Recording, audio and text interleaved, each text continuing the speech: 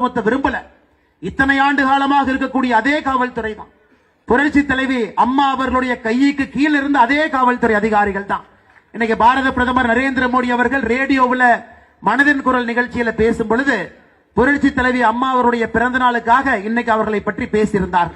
அன்னைக்கு ஒரு வார்த்தையை சொல்லி இருந்தாங்க.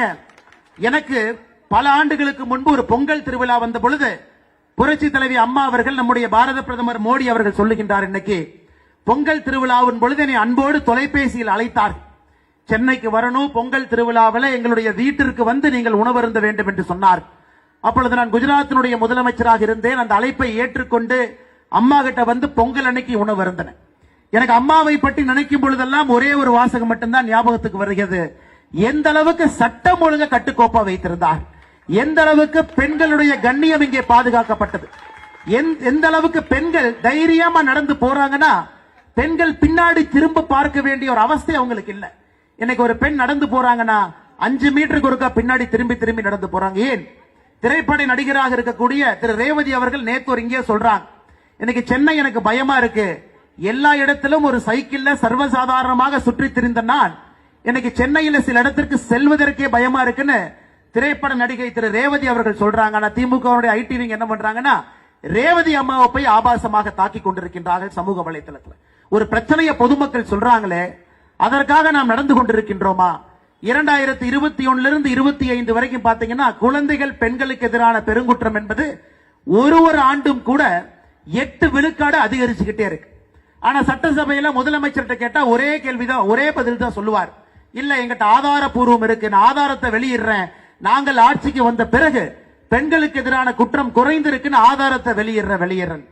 ஒரு வடிவேல் ஒரு படத்துல சொல்லுவார், இன்னைக்கு செவ்வாய்க்கிழமை அதனால நான் சண்டைக்கு போக மாட்டேன், இன்னைக்கு புதன்கிழமை அதனால சண்டைக்கு போக மாட்டேன். சட்டமன்றமே முடிஞ்சு போச்சு, எந்த ஆதாரத்தை எப்ப வெளியிட போறார்? கடந்த ஒரு வருட காலமாக தமிழகத்தினுடைய முதலமைச்சர் அவர்கள் சட்டமன்றத்தில் கொடுக்கக்கூடிய ஒரே ஒரு பதில், நான் ஆதாரத்தை வெளியிடுகின்றேன், நாங்கள் ஆட்சிக்கு வந்த பிறகு பெண்களுக்கு எதிரான குற்றங்கள் குறைந்திருக்கிறது என்று சொல்லுகின்றார். ஆனால் நாம் தொடர்ந்து ஆதாரம் கொடுத்துக்கிட்டு இருக்கிறோம். திராவிட முன்னேற்ற கழகம் ஆட்சிக்கு வந்த பிறகு பெண்களுக்கு எதிரான குற்றம் அதிகரித்திருக்குன்னு சொல்லிங்க இல்லையா, சராசரியாக 8 விழுக்காடு ஒரு வருடத்துக்குமே உயர்ந்து கொண்டிருக்கிறது. இந்த எந்த அளவுக்கு இன்னைக்கு தமிழ்நாடு அரசு எந்த அளவுக்கு அறிவாளிகளா இருக்கிறாங்கன்னா, மத்திய அரசுடைய NCRB என்கின்ற அமைப்புக்கு ஒரு ஆண்டு முடியும் பொழுது இங்க இருக்கக்கூடிய டேட்டாவை கொடுக்கணும். அப்பதான் அவங்க தொகுத்து ஒரு புத்தகத்தை வெளியிடுவார்கள். தமிழக அரசை பொறுத்தவரை 2023 இருந்து மத்திய அரசுக்கு அந்த டேட்டாவே கொடுக்கல. 2023, 24, 25 3 ஆண்டுகளும் கூட தமிழகத்தில் ஏற்படக்கூடிய குற்றங்களுடைய எண்ணிக்கையை ஒரு ஆண்டு மத்திய அரசு கொடுக்க வேண்டும். மத்திய அரசு NCRB என்கின்ற புத்தகத்தில் வெளியிடுவாங்க. 2023 இருந்து அதை வெளியிட்டால் மக்கள் எல்லாம் கோவப்படுவாங்க, மக்கள் எல்லாம் காரி துப்பிவிடுவார்கள் என்று தெரிந்த பிறகு அந்த டேட்டாவையே கொடுக்காம மத்திய அரசை ஏமாற்றுவது மட்டுமல்ல, தமிழக மக்களையும் ஏமாற்றிக் கொண்டிருக்கின்றார்கள். அதனால் வடிவேல் அவங்க செவ்வாய்க்கிழமை சண்டை போட மாட்டேன், வியாழக்கிழமை புதன்கிழமை சண்டை போட மாட்டாங்க மாதிரி முதலமைச்சர் அவர்கள் சொல்லி இன்னைக்கு சட்டப்பேரவையே முடிய போகின்ற நிலைமையில் நாம் நின்று கொண்டிருக்கின்றோம் அருமை சொந்தங்களே. அது மட்டும் இல்ல, இன்னைக்கு இந்த தெருமனை பிரச்சார கூட்டத்தினுடைய வலிமை என்னன்னு யோசிச்சு பாருங்க. எந்த தொகுதியாக இருந்தாலும், எந்த VVIP தொகுதியாக இருந்தாலும் கூட மக்கள்கிட்ட சரியான முறையில் ஆட்சிக்கு எதிராக இருக்கக்கூடிய விஷயங்களை நாம் கொண்டு போய் சேர்த்தால் யாராக இருந்தாலும் மக்கள் தோற்கடித்து விடுவார்கள் என்பது தமிழக அரசியலுடைய சரித்திரம்.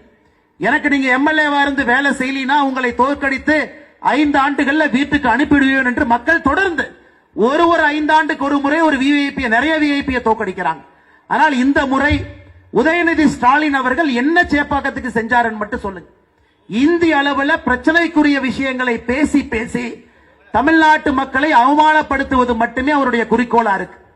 சனாதன தர்மத்தை ஒழிக்கணும், டெங்கு, கொசு, மஸ்கிட்டோ பார், அது உச்ச நீதிமன்றம் வரைக்கும் போகும். அதன் பிறகு உச்ச நீதிமன்றம் ஒரு கொட்டு வைத்த பிறகு அமைதியா இருப்பார். இன்னைக்கு உதயநிதி ஸ்டாலின் பேசுவதெல்லாம் ஆக்கப்பூர்வமாக இல்லை. இதே பக்கத்து மாநிலத்தில் சந்திரபாபு நாயுடுனுடைய மகன் ஒருத்தர் இருக்கார். அவரும் குடும்ப அரசியல் தான், அவரும் குடும்பத்திலிருந்து வந்தவர் தான், அவரும் அமைச்சரா இருக்கிறார். அவர் வாயை திறந்து பேசுவதெல்லாம் இன்னைக்கு விசாகப்பட்டினத்திற்கு கூகுளை கொண்டு வரணும், டேட்டா சென்டர் கொண்டு வரணும், 1,00,000 பேருக்கு வேலை வாய்ப்பு உருவாக்கணும், இத்தனை மொழிகளை கற்றுக் கொடுக்கணும், இளைஞர்களை தயார்படுத்தணும். அங்க இருக்கக்கூடிய சந்திரபாபு நாயுடுனுடைய மகன் அங்க பேசுறார். ஆனா இங்க மு.க. ஸ்டாலினுடைய மகன் பேசுவதெல்லாம் பிரச்சனைக்குரிய விஷயத்தை மட்டும்தான். இந்தியாவில் ஏன் ஒரு துணை முதலமைச்சர் நைட்டு 12 மணிக்கு 1 மணிக்கு இன்ஸ்டாகிராம்ல ஏதோ லைக்க போட்டு காலையில திரு முழிக்கிற ஒரே நாடு நம்முடைய தமிழ்நாடு மட்டும்தான் இருக்கும். சமீபத்தில் நம்முடைய எதிர்க்கட்சி தலைவர் அண்ணன் எடப்பாடி பழனிசாமி அவர்களும் கூட இதை குறிப்பிட்டு சென்றாங்க. அதனால உண்மையாலுமே இந்த தொகுதிக்கு பெருமை தேடி கொடுத்திருக்கின்றார்களா? இந்த மக்கள் வளர்ச்சியை கண்கூடாக இந்த 5 ஆண்டுகள்ல ஒரு விவிஐபியை கொண்டு வந்ததன் விளைவாக, ஒரு துணை முதலமைச்சர் இருப்பதன் விளைவாக, அரசியல் இயந்திரம் முழுவதும் ஒரு துணை முதலமைச்சருக்கு கீழே இருக்குது. அப்படி இருந்தும் கூட என்ன சாதித்திருக்கின்றார்கள் என்ற கேள்வியை மக்கள் முன்னாடி நம்ம வைக்க வேண்டிய கட்டாயமும் கடமையும் நமக்கு இருக்குது. அன்பு சொந்தங்கள், இன்னைக்கு இந்தியா முழுவதும் நீங்க பாங்க, ஒரு தலைநகரமும், அது பெங்களூராக இருக்கட்டும், இன்னைக்கு ஒரு தலைநகரமும் முன்னேற்ற பாதையில் இருக்கு. பாம்பேவை பாருங்க, முன்னேற்ற பாதைகள் ஆயிரம் கணக்கான கோடி ரூபாய் உள்ள வருது. தலைநகரம் அடுத்தடுத்து பக்கம் போகுது. இங்க மட்டும்தான் எதுவும் வேண்டாம். மத்திய அரசு வம்புக்கு இழுத்து வெறும் சண்டை மட்டும் போட்டுக்கொண்டு, இந்த சண்டையில தமிழகத்தில் ஒரு நகரம் பெரிதும் பாதிக்கப்பட்டிருக்கிறது நீங்க கேட்டீங்கன்னா அது சென்னை மாநகரம் மட்டும்தான். ஏன் மெட்ரோ ப்ராஜெக்ட் கூட 2வது பேஸுக்கு மத்திய அரசு தன்னுடைய முழுமையான 42,000 கோடியை மத்திய அரசு கொடுத்தாங்க. எதற்காக தாமதமானதற்கு காரணம், இவர்கள் சொன்னார்கள் மெட்ரோ ரயில் திட்டத்தை பொறுத்தவரை அது மாநில ப்ராஜெக்டா நாம கொடுக்கிறோம். இந்தியா முழுவதுமே மெட்ரோ ப்ராஜெக்ட் என்பது சென்ட்ரல் ப்ராஜெக்ட். இங்க மட்டும்தான் நாங்க மாநில ப்ராஜெக்டாக எங்களுடைய மாநில நிதியில நாங்க நடத்திக்கிறோம். நாங்க அவர்களால் 1 ஆண்டல்ல 2 ஆண்டல்ல 3 ஆண்டு நடத்த முடியாத காரணத்துல பாரதிய ஜனதா கட்சி சார்பாக நாம் பாரத பிரதமருக்கு கடிதம் எழுதியிருந்தோம். ஐயா, இது ஸ்டேட் ப்ராஜெக்ட் என்று சொல்லி சென்னை மக்களை வஞ்சித்துக் கொண்டிருக்கின்றார்கள். அந்த கடிதத்தினுடைய காப்பியை கூட பத்திரிகை நண்பர்களுக்கு கொடுக்கிறோம். அதன் பிறகு கேபினெட்ல மத்திய அரசு இந்த ப்ராஜெக்டை எடுத்து 42,000 கோடி ரூபாய் ஒதுக்கி இருக்கின்றார்கள். அது அப்படியே நம்ம கிட்ட மாத்தி சொல்லுவாங்க. ஒரு மத்திய அரசுடைய ப்ராஜெக்ட், பெங்களூர்ல மெட்ரோ ப்ராஜெக்ட் என்பது மத்திய அரசுடைய ப்ராஜெக்ட். மும்பை எடுத்துக்கிட்டீங்கன்னா அது மத்திய அரசுடைய ப்ராஜெக்ட். ஏன் இவ்வளவு சண்டை போடக்கூடிய மம்தா பானர்ஜி இருக்கக்கூடிய வெஸ்ட் பெங்கால்ல கூட அது மத்திய அரசுடைய ப்ராஜெக்ட். இங்க மட்டும்தான் அதை மாநில அரசுடைய ப்ராஜெக்ட் என்று சொல்லி நிதி வேண்டாம் என்று சொல்லுவார்கள். நாங்களே நிதியை போட்டுக்கிறோம். 3 ஆண்டுகள் நிதி போட முடியாம பேந்து விழிப்பாங்க. அதன் பிறகு பொய்யை நம் மீது பரப்புவார்கள். அதன் பிறகு பிரதமர் அவர்கள் 40,000 கோடி ரூபாய்க்கு மேல பணத்தை கொடுக்கணும். அதனால சென்னையில் இருக்கக்கூடிய பெருமக்கள் எல்லாம் இந்த முறை நீங்கள் யோசிக்கணும். நமக்கு திராவிட முன்னேற்ற கழகத்தினுடைய யார் நின்றாலும் கூட, ஏன் இதற்கு முன்பு நாம பார்த்தோம், மழை வெள்ளத்துல யாருங்க ஐயா வெளியே வர்றாங்க? போட்டியிட்ட அனைத்து இந்திய அண்ணா திராவிட முன்னேற்ற கழகத்தினுடைய வேட்பாளர் அண்ணன் ஆதி ராஜாராம் அவங்க வீதியில் இருப்பாங்க. பொட்டணமாக அரிசியை கொண்டு போய் மக்கள்கிட்ட கொடுப்பாங்க, பாலை கொண்டு போய் கொடுப்பாங்க. பாரதிய ஜனதா கட்சியினுடைய தலைவர்கள் தொண்டர்கள் வீதியா போவாங்க. ஆனா இவங்க எப்படி வருவாங்க? முதலமைச்சர் ஒரு கருப்பு கலர் ஜீப்ல வருவாரு. அதுல பள்ளியை போல அண்ணன் சேகர் பாபு ஒரு பக்கம் ஒட்டி இருப்பாரு, மற்ற பள்ளிகளை போல 4 பேர் ஒட்டி இருப்பாங்க. அவங்க ஜீப்ல வந்து எந்த பிரயோஜனம் கிடையாது, தண்ணி நம்ம மேலதான் அடிக்கும். எப்பவாவது தெருவுக்கு வந்து ஒரு அடிப்படை பிரச்சனையை சரி செய்வதற்காக பாடுபட்டு இருக்காங்களான்னு யோசிங்க. வெறும் விஐபி தொகுதியில விஐபியாக மட்டும்தான் வருவார்களோ தவிர பிரச்சனையை முடிக்க வேண்டிய மக்கள் பிரதிநிதியாக யாரும் இங்கே வந்தது கிடையாது. ஆனால் சென்னையினுடைய மக்கள் நீங்க யோசிக்கணும், இந்த முறை ஒரு அரசியல் மாற்றம் சென்னையினுடைய வளர்ச்சிக்காக. சென்னை இந்தியாவில் இருக்கக்கூடிய மற்ற பெருநகரத்தை போல இன்னைக்கு பெங்களூர் நம்மை தாண்டி எங்கேயோ வளர்ந்து விட்டார்கள். மும்பை நம்மை தாண்டி நின்று கொண்டிருக்கின்றார்கள். ஹைதராபாத் அவங்களும் நம்மளை ஓவர்டேக் பண்ணி முன்னாடி போயிட்டாங்க. இன்னும் 5 ஆண்டுகள்ல குர்கான் நம்மளை ஓவர்டேக் பண்ணிரும். ஆனா இவங்க வெறும் வடக்கு தெற்கு அரசியல, ஹிந்தி தமிழ் அரசியல பேசி யாருக்கும் உதவாத சினிமா வசனங்களை பேசி மக்கள் ஒரு நாளும் கீழே சென்று கொண்டிருக்கின்றார்கள். ஆனால் சென்னை மக்களுடைய வளர்ச்சிக்காக இந்த முறை நீங்கள் தேசிய ஜனநாயக கூட்டணி, அனைத்து இந்திய அண்ணா திராவிட முன்னேற்ற கழகம் தலைமையிலான தேசிய ஜனநாயக கூட்டணியில் போட்டியிடக்கூடிய எல்லா வேட்பாளர்களுக்கும் நீங்கள் வாய்ப்பு கொடுக்க வேண்டும் என்கின்ற அன்பான வேண்டுகோளையும் இந்த நேரத்தில் வைக்கிறேன். இன்னைக்கு தமிழ்நாடு அரசுல என்னங்க தவறு? 4 ஆண்டு 11 மாதம் கழிந்த பிறகு தமிழக அரசுல என்ன தவறுனா, ஒரே ஒரு தவற ஒரு விஷயம் மூலமாக நான் சுட்டி காட்டுகின்றேன். சமீபத்தில் 2 நாட்களுக்கு முன்பு சென்னை உயர்நீதிமன்றம் தமிழகத்தினுடைய காவல்துறைக்கு சொன்னாங்க, அமைச்சர் KN நேரு அவர்கள் மீது ஒரு வழக்கு பதிவு செய்யும். ஐயா, அதை சாதாரணமா கடந்து போக கூடாது. ஒரு அமைச்சர் ஒரு ஊழல் அல்ல, ஒரே துறையில 3 ஊழல் செஞ்சிருக்கிறாங்க. அது இடி அமைப்பு 2025 அக்டோபர்ல டிஜிபிக்கு ஒரு கடிதம் எழுதுறாங்க, டிசம்பர்ல ஒரு கடிதம் எழுதுறாங்க, ஜனவரியில இந்த ஆண்டு ஒரு கடிதம் எழுதுறாங்க. 3 கடிதம், ஒரே துறையில 3 ஊழல். நகர்ப்புற மேம்பாடு மற்றும் குடிநீர் வழங்கல் துறை, அவருடைய முனிசிபல் அட்மினிஸ்ட்ரேஷன், வாட்டர் சப்ளை. அதுல 3 ஊழல் பண்றாருங்க ஐயா. முதல் ஊழல் என்ன பண்றாருங்க ஐயா? ஜூனியர் இன்ஜினியர், அங்க இருக்கக்கூடிய இன்ஜினியருக்கெல்லாம் வேலை கொடுப்பதற்காக 40 to 50 லட்சம் ரூபாய் பணம் வாங்குறாங்க. அது மட்டுமே 888 கோடி ரூபாய் பணம் வாங்கியிருக்கிறான். அது முதல் ஊழல். பணம் வாங்கி டிஎன்பிஎஸ்சி மூலமாக இன்ஜினியருக்கு கொடுக்கக்கூடிய வேலையை இவங்க வீட்டுல 4 புரோக்கர் உட்கார்ந்து முடிவு செய்யறாங்க யாருக்கு வேலை கொடுக்கணும். 40 to 50 லட்சம். இரண்டாவது, குடிநீர் வழங்கல் துறை, நகர்ப்புற நிர்வாக துறையில் இருக்கக்கூடிய டெண்டருக்கெல்லாம் 7.5 to 15% கமிஷன். அதுல 1020 கோடி ரூபாய். 1020 கோடி ரூபாய் அந்த துறையில் இருக்கக்கூடிய அதிகாரிகளுக்கு டிரான்ஸ்பர் செய்வதற்கு அது 360 கோடி ரூபாய்.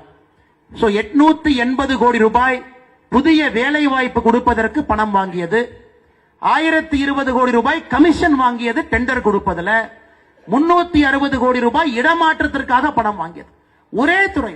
ஆனா முதலமைச்சர் எந்த நடவடிக்கை எடுக்கல. நீங்க பார்க்கணும். 280 பக்கத்திற்கு மேற்பட்டு இருக்கக்கூடிய அந்த இடி டாசியர்ல மிக தெளிவாக எழுதுறாங்க.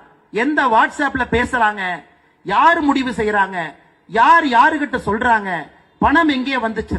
இந்த திமுகவை பொறுத்தவரை அதுலயும் பாத்தீங்கன்னா 10 ரூபாய் நோட்டு தான். 10 ரூபாய் நோட்டினுடைய அந்த 6 லெட்டர் எழுதிட்டா அதை இன்னொரு இடத்துல காட்டினா ஹவாலால பணம் கொடுக்கணும். அந்த அளவுக்கு மிகப்பெரிய ஊழல் சாம்ராஜ்யம் நடத்திட்டு எதுவுமே தெரியாம மத்திய அரசு எங்களை வாட்டி வதைப்பதற்காக ஈடிய வச்சு பயமுறுத்துறாங்க. மத்திய அரசு எங்களை அடிபணிய வைப்பதற்காக ஈடிய வச்சு பயமுறுத்துறாங்க. இவ்வளவு ஊழல் செய்துவிட்டு கொஞ்சம் கூட கூசாம பொதுவெளியில முதலமைச்சர் வருவதற்கே வெட்கப்பட வேண்டும். அல்ல ஈடி சொல்றாங்க இந்த பணம் வாங்கியதெல்லாம் முதலமைச்சர் வரை சம்பந்தம் இருக்கிறது. திராவிட முன்னேற்ற கழகத்தினுடைய கட்சி நிதிக்கு இது போயிருக்குது. அந்த அளவுக்கு நேரடியாக குற்றச்சாட்டு வைத்து 5 மாத காலமாக எஃப்ஐஆர் போடாம நேற்று முன்தினம் சென்னை உயர்நீதிமன்றம் சொல்றாங்க இது மாபெரும் தவறு, உடனடியாக எஃப்ஐஆர் போடுங்க. அன்பு சொந்தங்களே, ஒரே ஒரு துறையினுடைய ஒரே ஒரு அமைச்சரையை மட்டும் சான்றாக உங்களுக்கு சொல்லுகின்றேன். இதெல்லாம் யாருக்கு பாதிக்கும்? உங்க குழந்தைகளை பாதிக்கும். நேர்மையாக படித்து அரசு துறையில நம்ம பரீட்சை எழுதுனா யாரோ சரியான நபர் நம்ம பேப்பரை படிப்பாங்க, சரியான நபர் இன்டர்வியூ கூப்பிடுவாங்க, நமக்கு சரியான முறையில வேலை கொடுப்பாங்கன்னு எத்தனை லட்சம் இளைஞர்கள் எக்ஸாம் எழுதுறாங்க பாருங்க ஐயா. ஏன் தமிழக வரலாற்றுல முதலாக ஒரு குரூப் 2 பரீட்சையை ரத்து பண்ணது இந்த கேடுகட்ட திராவிட முன்னேற்ற கழக அரசு. 2 வாரத்துக்கு முன்னாடி ஞாயிற்றுக்கிழமை சுதந்திரத்திற்கு பிறகு தமிழகத்துல குரூப் 2 பரீட்சையை நம்ம நிறுத்தி வச்சதே கிடையாதுங்க ஐயா. பல ஆட்சிகள் வந்திருக்கின்றார்கள், பல ஆட்சிகள் சென்றிருக்கின்றார்கள். ஒரு குரூப் 2 பரீட்சை அவங்களால நடத்த முடியல. நடத்திய பரீட்சையிலும் கூட ஊழல். அப்ப யாரை பாதிக்குது? உங்க குழந்தைய பாதிக்குது. அரசை பொறுத்தவரை நேர்மையா இருக்கணும் ஐயா. அரசை பொறுத்தவரை அரசு பொய் சொல்லக்கூடாது. அரசு பொய் சொல்லக்கூடாது. இங்க இருக்கக்கூடிய தமிழ்நாடு பப்ளிக் சர்வீஸ் கமிஷனே பொய் சொல்லுதுன்னா இங்க இருக்கக்கூடிய இளைஞர்கள் எங்கேயா போவாங்க? எங்க போவாங்க? யாரின் மீது நம்பிக்கை வைப்பாங்க? அதனால் திராவிட முன்னேற்ற கழகத்தினுடைய ஆட்சியில தான் முதலாக அரசு பொய் சொல்லி பார்க்கிறோம். அரசே பொய் சொல். ஒரு துறையிலும் பொய் சொல். மிக தைரியமாக பொய் சொல். நான் பொய் சொன்னா அதற்கு எந்த விலையும் கிடையாது, மக்கள் ஓட்டு போடத்தான் போறாங்க அப்படிங்கிற குருட்டு நம்பிக்கையில அவர்கள் நடந்து கொண்டிருக்கின்றார்கள். அதனால்தான் நிச்சயமாக இந்த ஆட்சியை நீங்கள் வீட்டுக்கு அனுப்ப வேண்டிய கட்டாயமும் கடமையும் நமக்கு இருக்கு. நீங்க அனுப்பலினா என்ன ஆவாங்க ஐயா? இந்த மாநிலத்தை பொறுத்தவரை இளைஞர்கள் வாழுகின்றதற்கு தகுதியான ஒரு மாநிலமாக இன்னும் 5 ஆண்டுகள் இருக்காதுங்க ஐயா. 10,62,000 கோடி ரூபாய் கடன். கொஞ்சம் யோசிச்சு பாருங்க ஐயா. நம்ம வீட்டுல 1 லட்சம் ரூபாய் கடன் வாங்கினாவே பதறி போய் நிப்போம். அதை எப்ப கட்டுறது? யாராச்சும் வந்து கேட்பாங்க, கூனி குறுகி நிப்போம். கடங்கார வந்து காலையில் நின்னானா மூஞ்சிய முழிச்சிட்டு போகணும். வெட்கப்படக்கூடிய தமிழ் ஜனம் நாம். ஒரு கடனை வாங்கினாலும் கூட திருப்பி செலுத்த வேண்டும் என்று எவ்வளவு பொய் பேசாம கூசாம கடன் வாங்குறாங்க பாங்க. ஆட்சிக்கு வந்த பொழுது 2021 4.5 லட்சம் கோடி ரூபாய் கடன். அப்படின்னா ஒரு தலைக்கு எவ்வளவுங்க? தமிழகத்தில் 2,25 லட்சம் ரேஷன் கார்டு இருக்கு. ஒரு ரேஷன் கார்டின் மீது 2,10,000 ரூபாய். ஒரு ரேஷன் அட்டை எடுத்தீங்கன்னா 2,10,000 ரூபாய் கடன் ரேஷன் அட்டையின் மீது. இன்னைக்கு திராவிட முன்னேற்ற கழகத்தினுடைய ஆட்சி வெளியே போகும் பொழுது 10,62,000 கோடி ரூபாய் கடன். ஐயா சுதந்திரம் எப்பங்க ஐயா வாங்கணும்? 1947 வாங்கணும். அரசியலமைப்பு சட்டம் 1950. முதல் தேர்தல் 1951, 52. முதல் ஆட்சி அப்பிருந்தே கணக்கு போடுங்க. அங்கே இருந்து 2021 வரை 4.5 லட்சம் கோடி கடன். ஆனா இந்த 5 ஆண்டுகள்ல 10,62,200 கோடி கடன். அப்ப எவ்வளவு வாங்கியிருக்கிறாங்க ஐயா? 6 லட்சம் கோடி ரூபாய் கடன் வாங்கியிருக்கிறாங்க.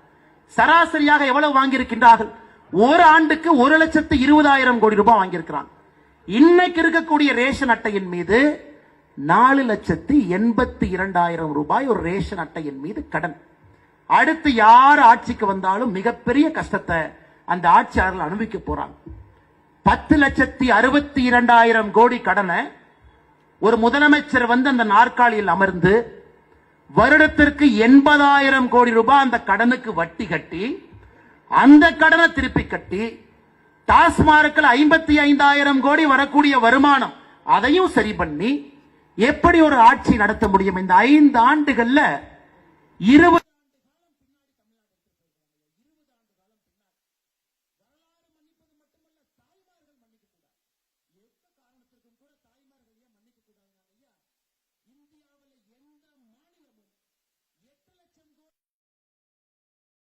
தமிழ்நாடு இன்னைக்கு 10,62,200 கோடி கடன்.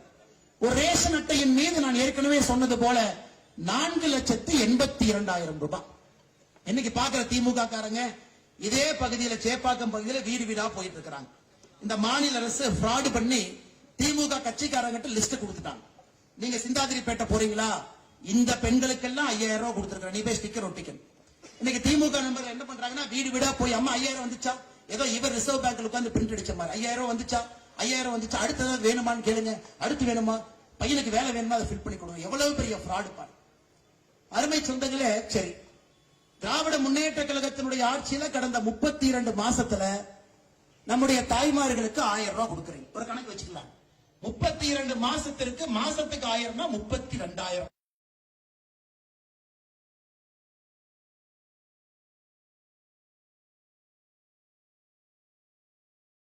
திட்டத்தை தொடங்கி வைப்பார்.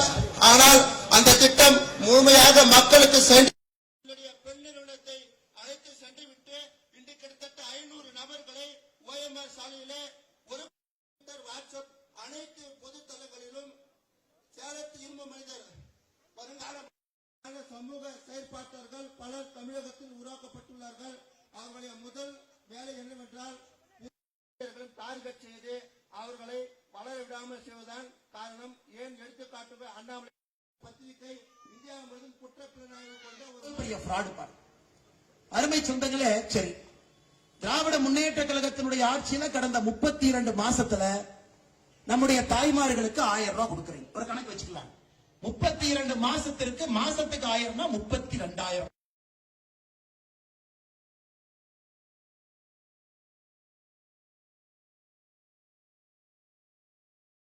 திட்டத்தை தொடங்கி வைப்பார். ஆனால் அந்த திட்டம் முழுமையாக மக்களுக்கு சென்று பெண் நிறுவனத்தை அழைத்து சென்று விட்டு இன்று கிட்டத்தட்ட 500 நபர்களை OMR சாலையிலே ஒரு வாட்ஸ்அப் அனைத்து பொது தளங்களிலும் சேலத்து இரும்பு மனிதர் வருங்கால சமூக செயற்பாட்டாளர்கள் பலர் தமிழகத்தில் உருவாக்கப்பட்டுள்ளார்கள்.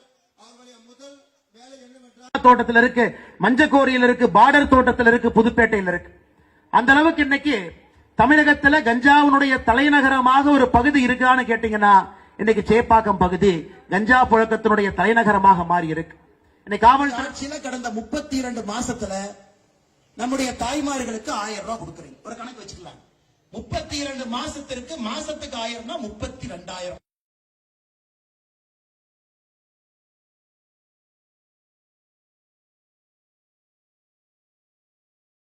திட்டத்தை தொடங்கி வைப்பார். ஆனால் அந்த திட்டம் முழுமையாக மக்களுக்கு சென்று பெண் நிறுவனத்தை அழைத்து சென்று விட்டு இன்று கிட்டத்தட்ட 500 நபர்களை OMR சாலையிலே ஒரு வாட்ஸ்அப் அனைத்து பொது தளங்களிலும் சேலத்து இரும்பு மனிதர் வருங்கால சமூக செயற்பாட்டாளர்கள் பலர் தமிழகத்தில் உருவாக்கப்பட்டுள்ளார்கள். அவர்களுடைய முதல் வேலை என்னவென்றால் தோட்டத்தில் இருக்கு, மஞ்சக்கோரியில் இருக்கு, பார்டர் தோட்டத்தில் இருக்கு, புதுப்பேட்டையில் இருக்கு. அந்த அளவுக்கு இன்னைக்கு தமிழகத்துல கஞ்சாவுடைய தலைநகரமாக ஒரு பகுதி இருக்கான்னு கேட்டீங்கன்னா இன்னைக்கு சேப்பாக்கம் பகுதி கஞ்சா புழக்கத்தினுடைய தலைநகரமாக மாறி இருக்கு. இன்னைக்கு காவல்துறை நண்பர்கள் இருக்கிறாங்க, அவர்கள் நான் குற்றம் சுமத்த விரும்பல. இத்தனை ஆண்டு காலமாக இருக்கக்கூடிய அதே காவல்துறை தான். புரட்சி தலைவி அம்மா அவர்களுடைய கைக்கு கீழே இருந்த அதே காவல்துறை அதிகாரிகள் தான் இன்னைக்கு பாரத பிரதமர் நரேந்திர மோடி அவர்கள் ரேடியோவில் மனதின் குரல் நிகழ்ச்சியில பேசும் பொழுது புரட்சி தலைவி அம்மா அவருடைய பிறந்த நாளுக்காக இன்னைக்கு அவர்களை பற்றி பேசியிருந்தார். அன்னைக்கு ஒரு வார்த்தையை சொல்லி இருந்தாங்க. எனக்கு பல ஆண்டுகளுக்கு முன்பு ஒரு பொங்கல் திருவிழா வந்த பொழுது புரட்சி தலைவி அம்மா அவர்கள் நம்முடைய பாரத பிரதமர் மோடி அவர்கள் சொல்லுகின்றார், இன்னைக்கு பொங்கல் திருவிழாவின் பொழுது என்னை அன்போடு தொலைபேசியில் அழைத்தார். சென்னைக்கு வரணும், பொங்கல் திருவிழாவில் எங்களுடைய வீட்டிற்கு வந்து நீங்கள் உணவருந்த வேண்டும் என்று சொன்னார். அப்பொழுது நான் குஜராத்தினுடைய முதலமைச்சராக இருந்தேன். அந்த அழைப்பை ஏற்றுக்கொண்டு அம்மா கிட்ட வந்து பொங்கல் அன்னைக்கு உணவருந்தேன். எனக்கு அம்மாவை பற்றி நினைக்கும் பொழுதெல்லாம் ஒரே ஒரு வாசகம் மட்டும்தான் ஞாபகத்துக்கு வருகிறது. எந்த அளவுக்கு சட்டம் ஒழுங்க கட்டுக்கோப்பா வைத்திருந்தார், எந்த அளவுக்கு பெண்களுடைய கண்ணியம் இங்கே பாதுகாக்கப்பட்டது, எந்த அளவுக்கு பெண்கள் தைரியமா நடந்து போறாங்கன்னா பெண்கள் பின்னாடி திரும்ப பார்க்க வேண்டிய ஒரு அவஸ்தை அவங்களுக்கு இல்ல. இன்னைக்கு ஒரு பெண் நடந்து போறாங்கன்னா 5 மீட்டருக்கு ஒருக்கா பின்னாடி திரும்பி திரும்பி நடந்து போறாங்க. ஏன்? திரைப்பட நடிகராக இருக்கக்கூடிய திரு ரேவதி அவர்கள் நேத்து இங்கே சொல்றாங்க, இன்னைக்கு சென்னை எனக்கு பயமா இருக்கு, எல்லா இடத்திலும் ஒரு சைக்கிள்ல சர்வசாதாரணமாக சுற்றி திரிந்த நான் இன்னைக்கு சென்னையில சில இடத்திற்கு செல்வதற்கே பயமா இருக்குன்னு திரைப்பட நடிகை திரு ரேவதி அவர்கள் சொல்றாங்க. ஆனா திமுக ஐடி விங் என்ன பண்றாங்கன்னா ரேவதி அம்மாவை போய் ஆபாசமாக தாக்கி கொண்டிருக்கின்றார்கள் சமூக வலைதளத்தில். ஒரு பிரச்சனையை பொதுமக்கள் சொல்றாங்களே, அதற்காக நாம் நடந்து கொண்டிருக்கின்றோமா? 2021 இருந்து 25 வரைக்கும் பாத்தீங்கன்னா குழந்தைகள் பெண்களுக்கு எதிரான பெருங்குற்றம் என்பது ஒரு ஆண்டும் கூட 8 விழுக்காடு அதிகரிச்சுக்கிட்டே இருக்கு. ஆனா சட்டசபையில முதலமைச்சர்கிட்ட கேட்டா ஒரே கேள்விதான், ஒரே பதில் தான் சொல்லுவார், இல்ல எங்கிட்ட ஆதாரப்பூர்வம் இருக்கு, நான் ஆதாரத்தை வெளியிடுறேன், நாங்கள் ஆட்சிக்கு வந்த பிறகு பெண்களுக்கு எதிரான குற்றம் குறைந்திருக்குன்னு ஆதாரத்தை வெளியிடுறேன். ஒரு வடிவேல் ஒரு படத்துல சொல்லுவார், இன்னைக்கு செவ்வாய்க்கிழமை அதனால நான் சண்டைக்கு போக மாட்டேன், இன்னைக்கு புதன்கிழமை அதனால சண்டைக்கு போக மாட்டேன். சட்டமன்றமே முடிஞ்சு போச்சு, எந்த ஆதாரத்தை எப்ப வெளியிட போறார்?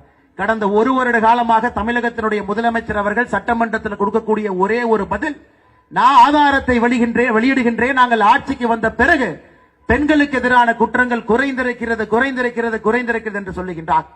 ஆனால் நாம் தொடர்ந்து ஆதாரம் கொடுத்துக்கிட்டு இருக்கிறோம்.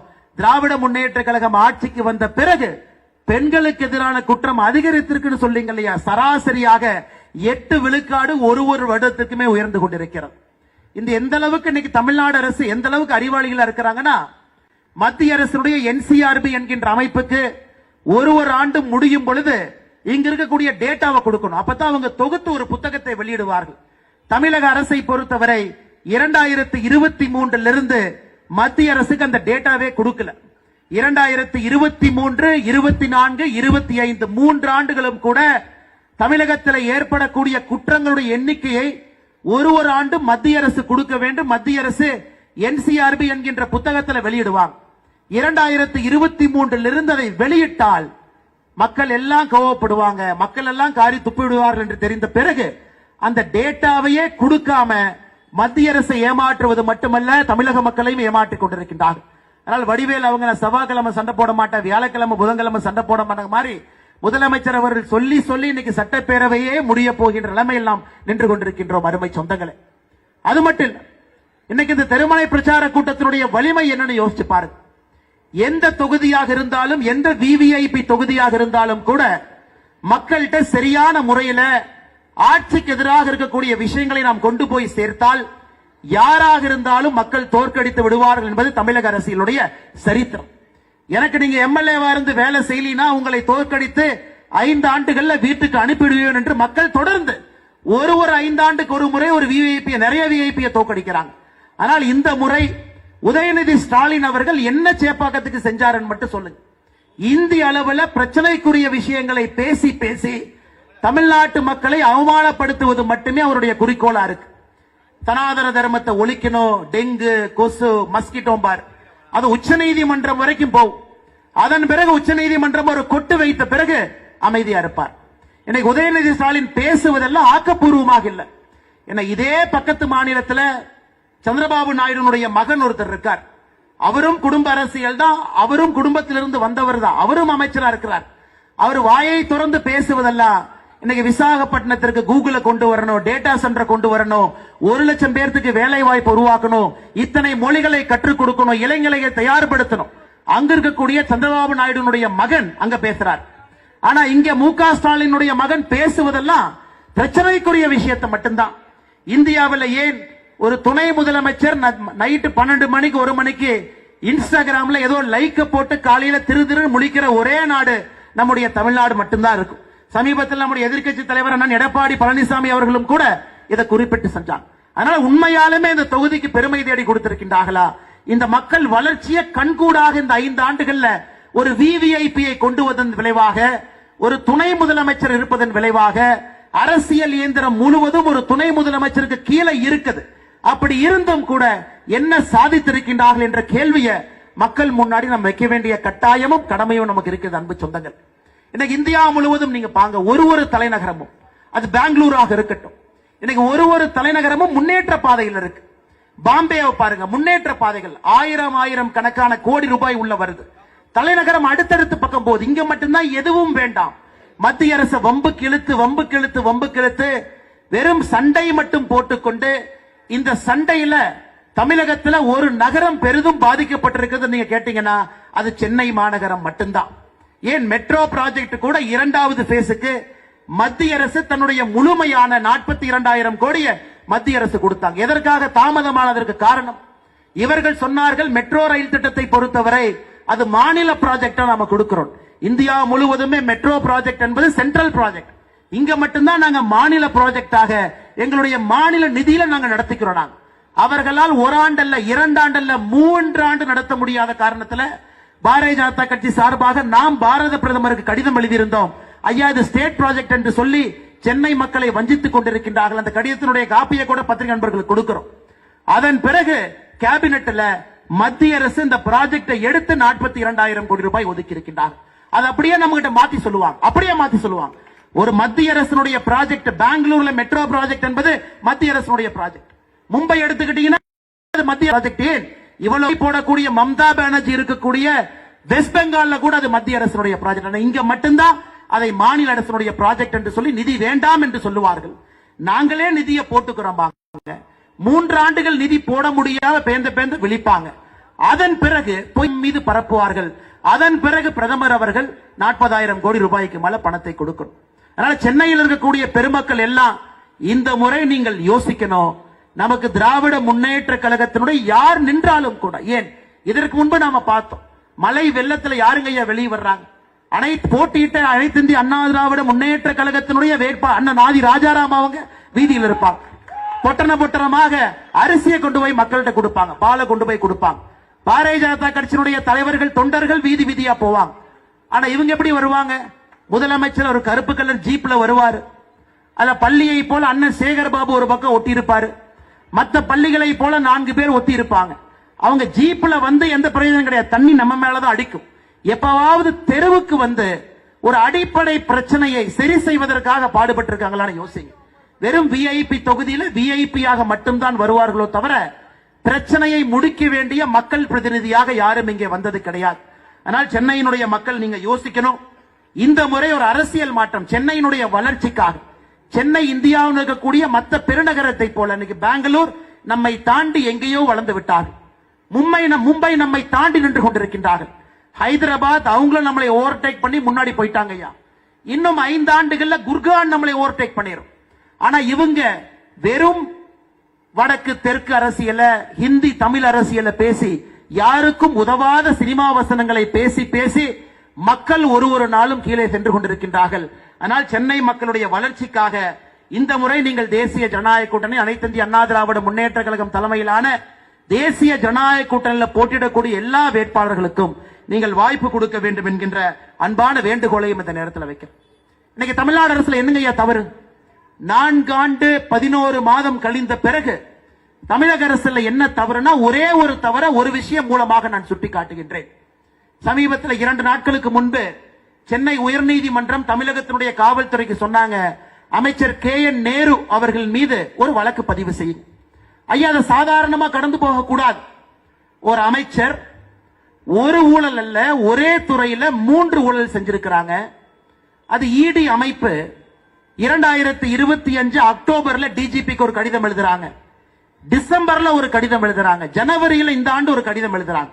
3 கடிதம், ஒரே துறையில 3 ஊழல்.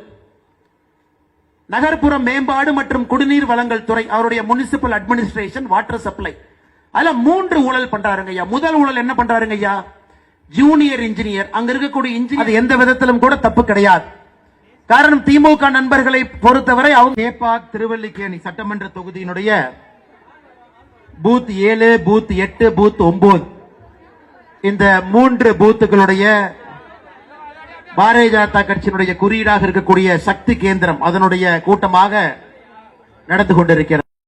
இருக்கு நடுக்குப்பம் பக்கத்தில் இருக்கு, கிருஷ்ணாம்பேட்டை சுடுகாடு பக்கத்தில் இருக்கு, சிவராஜபுரத்தில் இருக்கு, மட்டாங்குப்பம் பக்கத்தில் இருக்கு, செல்லம்மா தோட்டத்தில் இருக்கு, மஞ்சக்கோரியில் இருக்கு, பார்டர் தோட்டத்தில் இருக்கு, புதுப்பேட்டையில்